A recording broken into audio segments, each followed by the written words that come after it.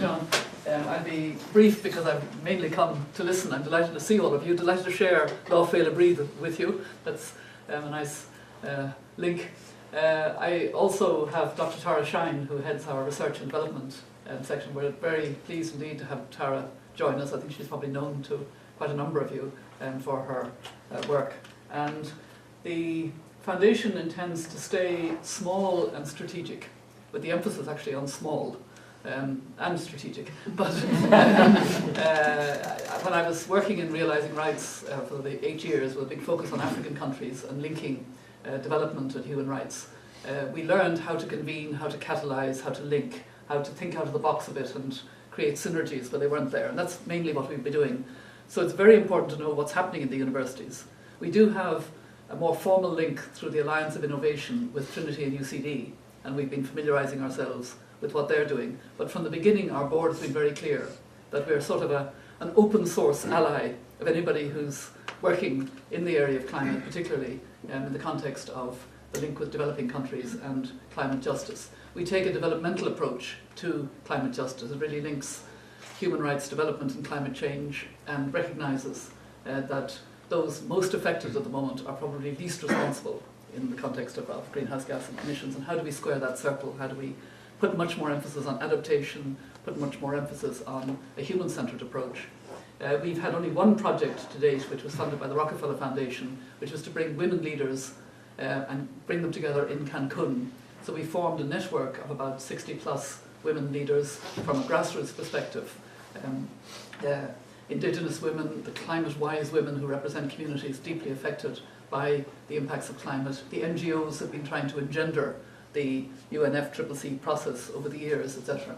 And we had a meeting on the 4th of December in Cancun of that group, and then the Foundation hosted with the government of Mexico a meeting of women leaders on climate, and we have a tentative, we're working on it, and I hope it will work going forward, a commitment to a troika on gender, which reflects the fact that the woman minister in Denmark, Denmark is represented by a woman, Mexico with Patricia Espinosa, the chair of COP, was a woman, and South Africa is represented by a woman, both Minister of Foreign Affairs and in Environment.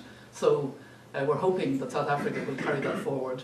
I wasn't able to stay long enough in Addis recently to speak with the African Minister of Foreign Affairs, but Binti Diop, who heads from Africa Solidarity, was to talk with her, and I haven't heard back yet, to encourage this idea of a troika leading up to Durban, where South Africa, of course, would have the chair of COP17.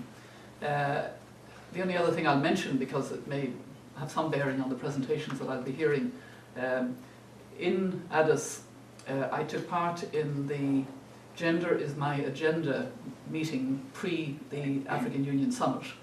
I'm familiar with GMAC, as it's called, because I took part in the 2 GMAC meetings last year, in Addis in January and then in Kampala in July, because Uganda chaired the second AU meeting.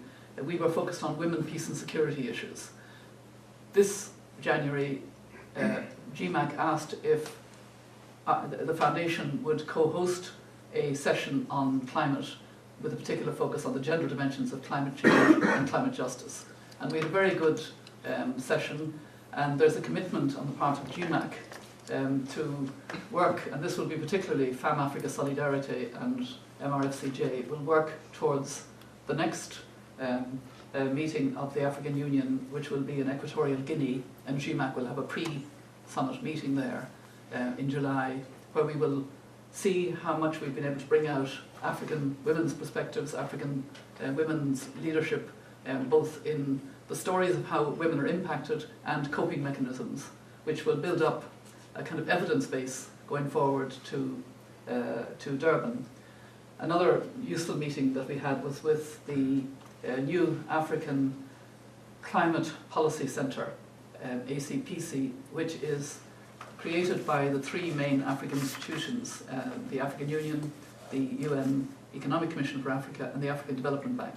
And it's lodged in UNISA, but will relate to all 3 institutions. And the director of that I have known before. We were together on the board of IIED, and he has followed up with emails making it clear that he really wants to work with us, and Tara has been linking with them. And interestingly, in his email, he also wants to link on the gender work, on the work of UMAC, which I was very pleased about.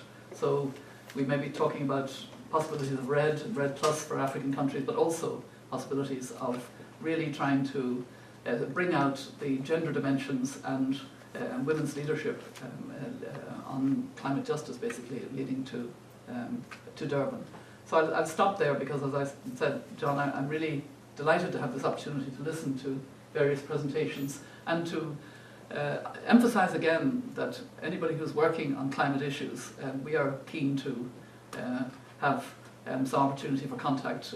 As I said, we're small and our capacity is limited by that, but we're really very keen to see what the context will be. We actually just have today a research assistant who started work, Alice Cowman, who's going to be doing a bit of mapping for us of who's doing what in the different universities.